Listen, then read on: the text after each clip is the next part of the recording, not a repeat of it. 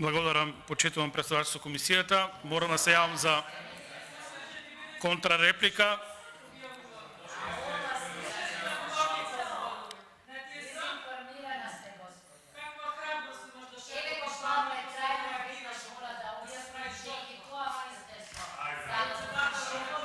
Колега, повелете.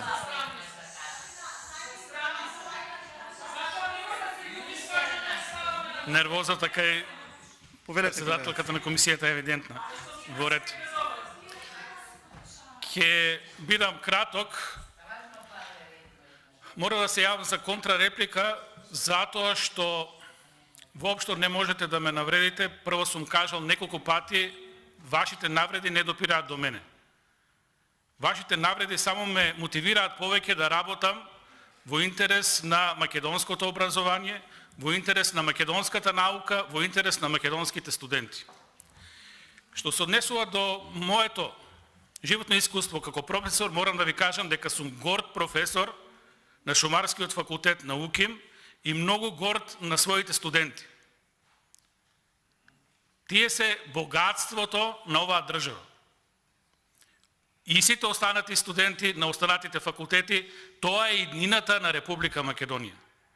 Тоа се луѓето кои мора да размислуват похрабро, поправилно, по-македонски од сите тука. Дали кажав и дали измислив нешто? Прво подпишан на законот со кој се кратеше студентскиот оброк сте вие, госпоѓа Жаклина. Прво подпишан на овој закон, повторно сте вие. Со овој закон поднесовме амандман 120 денара студентски оброк да биде 160 денара, да се анулира инфлацијата. Вие лично го одбивте предлогот на ВМРО ДПМН.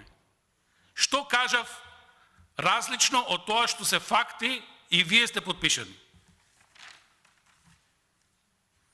Залудно се обидувате да ја дефокусирате јавноста. Знам многу добро што кажаа студентите.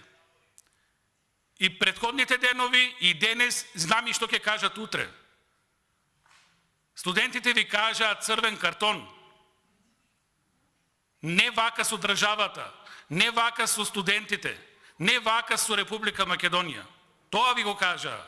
Жалам ако вие тоа не го препознавате и не можете да го видите од студентите. На крај, нема да се занимавам толку со вас. Уште еднаш ќе ги охрабрам студентите да бидат силни. Тие можат се. Најмалку што можат е да го обезбедат тој 1-2 милиона за да се зголеми студентскиот оброк. Мора да обезбедат и студентски стандард, мора да обезбедат и подобро образование и подобра наука во државата. Тие се, студентите се нашата иднина. Тие се моќта на оваа држава. Благодарам. И благодарам и на вас.